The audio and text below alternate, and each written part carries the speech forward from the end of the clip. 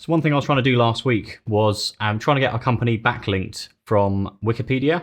And if you don't know, backlinks are a way of improving your ranking with Google. Found a perfect page, made the edit, and a moderator came along and removed not just what I'd added, they'd removed the entire section. So not just mine, but 10 other companies as well have been removed from Wikipedia. So,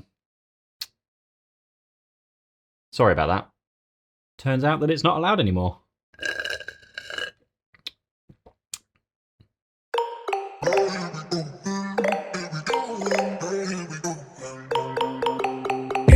Hello everybody out there, hope you're having a good morning, evening, night, whatever time of day you're watching this, whether you're sat at your desk in your office or if you're curled up in bed at night, probably trying to read the captions below so you don't wake your husband or your wife up.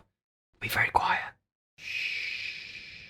Today we're talking about setting up your own business. Speaking of which, we are literally in the final phases now. We are hoping to get the keys next Friday. We still need to sort out so much. We've got desks and broadband and lots of things to think about. But I'm so excited to show them to you.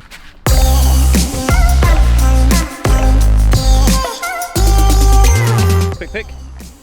Anyway, I thought I'd share with you the top tips and the steps that I've taken over the last 8 years, and maybe they could be of use to you who are out there that are thinking of starting their own business or a few years in. Now, tip number 1, in summary, learn, read, do. Learn all the time. Read a ton of books. And if you don't read, use audiobooks, and don't just read them, implement them. I'll flash up on the screen here. These are all the books that I've either read or listened to in the last year or so. Number 2 is to do everything with growth and scale in mind. Definitely don't start off with Excel spreadsheets to track your invoices and your finances. That's just ridiculous. And then following on from that, number 3 is to invest in good systems, the same that you'd be recommending to your customers. You know, as an IT company, we recommend certain hardware and certain software, and I wouldn't feel comfortable selling that if we weren't using that ourselves here. I know day in, day out that we recommend and we trust and we rely on the kit that we sell because we use it every day. We know that it will last. And I don't think it's fair to go out there and recommend products to customers that you're not using yourself. Maybe it's got a great profit margin. Number 4 is your network, and this can be your ex-colleagues, your friends, your family, people you just naturally networked with.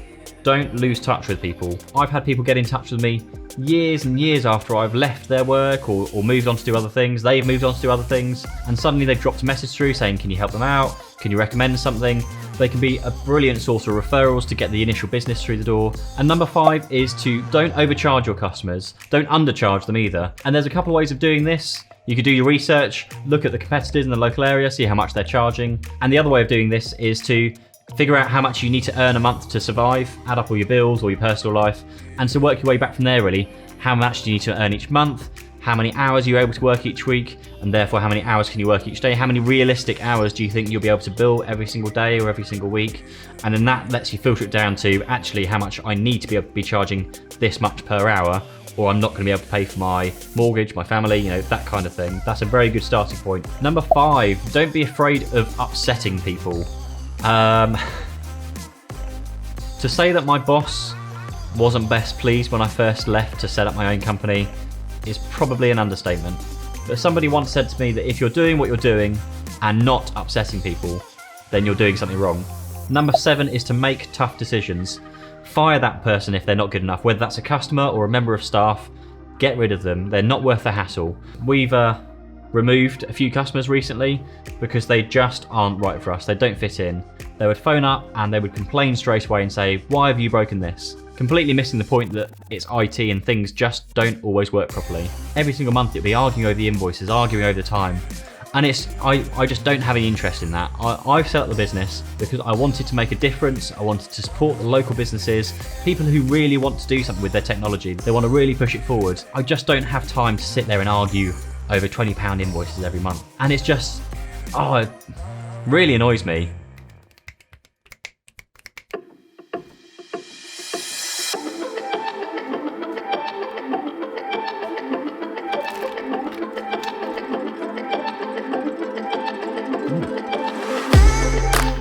Just got to find out what I was going to say. Number 8 is to ask for help when you need it. And that's speaking to people in similar situations to you are, whether that's other new business owners, friends, family, one of the biggest and hardest things you can do as a business owner is finding someone to talk to. It's not like you can go for a beer with your staff and sit down after work and be like, oh, I've had such a crap day. I think I'm just going to sell the business and move to Devon. You just can't do that.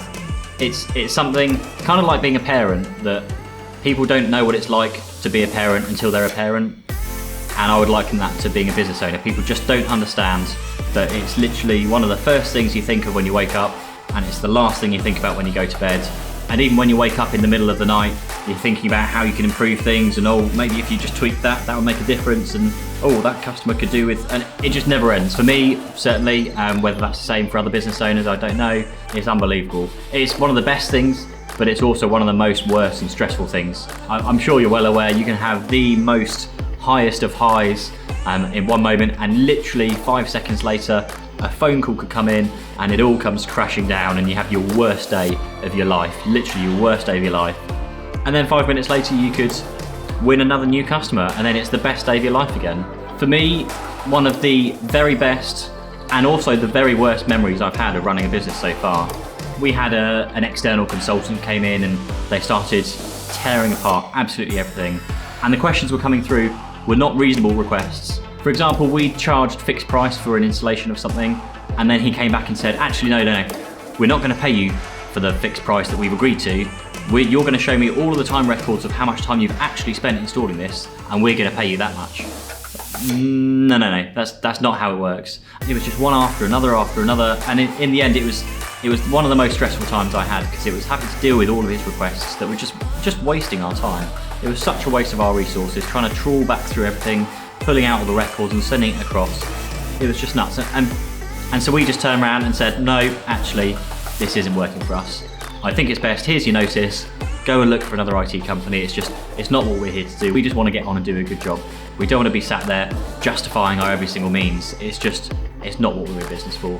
And this is where one of the best moments came, is that we served our notice, and then I think it was a day or two later, the customer themselves came back to us and said, actually, I can't remember the specific words, but it was along the lines of, you are the best IT company we've ever come across, so why would we want to go and look for another one when we're not going to find better?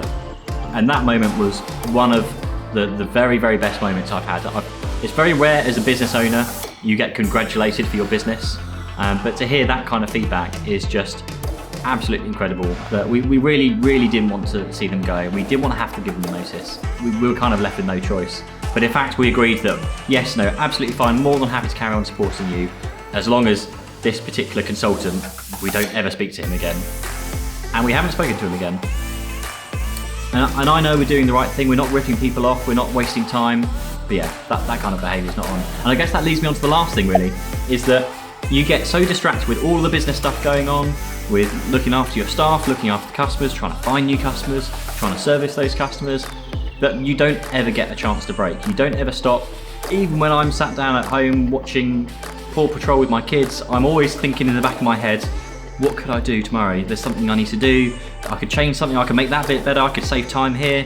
And the best advice I've got, just to finish this video off really, is to find something you can do that makes it absolutely 100% impossible for you to think about it. And for me, that is ice hockey. I've been shouted at by 15 people. I'm shouting back, my legs are tired, it's 11 o'clock in the evening. Oh, if I just made that tweak to our tracking dashboard, then I could track that KPI and I could actually improve. You just don't get the time. I am definitely a self-confessed workaholic. If I get the chance, I will get my laptop out and carry on working. Because all I'm thinking to myself is, oh, if I work that little bit harder, then we'll do really, really well. Does anybody else think that as well? Put it in the comments below if you do. And that's all I've got for this week really. Hopefully it was useful. Hopefully there were some interesting tips in there. I'd love to know any of your top tips if you're a business owner, running your own business. If you're watching on LinkedIn, we're trying to get everybody onto our YouTube channel. As soon as you post a YouTube channel on LinkedIn, forget it. Nobody gets to see that. So if you're already watching on LinkedIn, just go onto YouTube, search for Tech as IT Solutions, and hit the subscribe button on there. Hit the little bell, and you'll be notified whenever we post any videos in future, just in case you missed them on here in LinkedIn. You know, the vast majority of people that watch these videos don't subscribe. So if you're not subscribing and you're watching these videos every week, please do it. So yeah, I think that's everything this week. So thanks again for watching, and I'll see you in the next one. Bye bye.